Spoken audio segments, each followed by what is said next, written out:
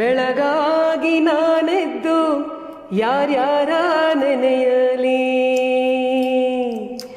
ಬೆಳಗಾಗಿ ನಾನೆದ್ದು ಯಾರ್ಯಾರ ನೆನೆಯಲಿ, ಎಳ್ಳು ಜೀರಿಗೆ ಬೆಳೆಯೋಳ, ಎಳ್ಳು ಜೀರಿಗೆ ಬೆಳೆಯೋಳ ಭೂಮ್ತಾಯಿ, ಎದ್ದೊಂದು ಘಳಿಗೆ ನೆನೆದೇನ, ಎದ್ದೊಂದು ಘಳಿಗೆ ನೆನೆದೇನ. ರಿಯಾಲಿಟಿ ಶೋಗಳಲ್ಲಿ ಕಷ್ಟಗಳನ್ನು ಹೇಳಿಕೊಂಡು ಸಿಂಪತಿ ಗಳಿಸೋದು ಇಷ್ಟ ಇಲ್ಲ, ಕಷ್ಟಗಳನ್ನು ಮೆಟ್ಟಿಲಾಗಿ ಮಾಡಿಕೊಳ್ಬೇಕು ಎಂದು ಹೇಳುತ್ತಿದ್ದಂಥ ಜಾನಪದ ಗಾಯಕಿ ಸವಿತಾ ಅವರು ಮಗನ ಆತ್ಮಹತ್ಯೆಯಿಂದ ದಿಗ್ಭ್ರಮೆಗೆ ಒಳಗಾಗಿದ್ದಾರೆ.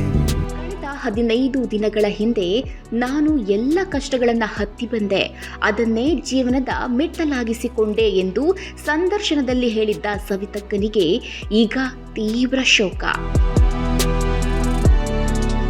ಅವರ 13 ವರ್ಷದ ಪುತ್ರ ಗಾಂಧರ್ವ ತನ್ನನ್ನು ಕ್ಷಮಿಸುವಂತೆ ತಾಯಿಗೆ ಪತ್ರ ಬರೆದಿಟ್ಟು ಆತ್ಮಹತ್ಯೆಗೆ ಶರಣಾದ ಘಟನೆ ಸೋಮವಾರ ನಡೆದಿದೆ.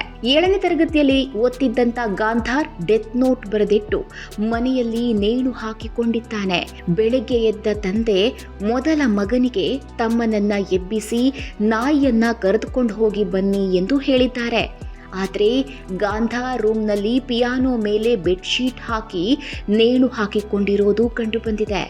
ಬಿಗ್ ಬಾಸ್ ಸ್ಪರ್ಧಿ ಅಕ್ಷತಾ ಪಾಂಡವಪುರಗೆ ನೀಡಿದ್ದ ಸಂದರ್ಶನದಲ್ಲಿ ಸವಿತಾ ಅವರು ತಮ್ಮ ಬಾಲ್ಯದ ಸಂಕಷ್ಟಗಳು, ತಂದೆ ತಾಯಿ ಇಲ್ಲದ ಪರಿಸ್ಥಿತಿಯಲ್ಲಿ ಬೆಳೆದ ಕಥೆಗಳನ್ನು ಬಹಿರಂಗಪಡಿಸಿದ್ರು. ನಾನು 10ನೇ ಕ್ಲಾಸ್ನಲ್ಲಿದ್ದಾಗ ತಂದೆ ಮನೆ ಬಿಟ್ಟು ಹೋಗಿದ್ರು. ನನ್ನ ಅಣ್ಣ ನಾನು 2nd PUCಯಲ್ಲಿದ್ದಾಗ ಸನ್ಯಾಸ ಸ್ವೀಕರಿಸಿದ್ರು. ಈ ಎಲ್ಲವನ್ನ ವೇದಿಕೆಯಲ್ಲಿ ಹೇಳಿ ಸಿಂಪತಿ ಹುಡುಕೋದು ನನಗಿಷ್ಟ ಇಲ್ಲ ಎಂದು ಸ್ಪಷ್ಟವಾಗಿ ಹೇಳಿದ್ದಾರೆ.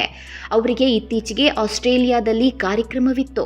ಸದ್ಯ ಅವರಿಗೆ ಈ ದಾರುಣ ಸುದ್ದಿ ತಲುಪಿದ ನಂತರ ಅವರು ಬೆಂಗಳೂರಿಗೆ ಆಗಮಿಸಿ ಮಗನ ಅಂತಿಮ ದರ್ಶನ ಪಡೆದಿದ್ದಾರೆ ಎಂಬ ಮಾಹಿತಿ ಲಭ್ಯವಾಗಿದೆ. ಆತ್ಮಹತ್ಯೆಯ ಬಗ್ಗೆ ಮಹತ್ವದ ಸಂದೇಶ.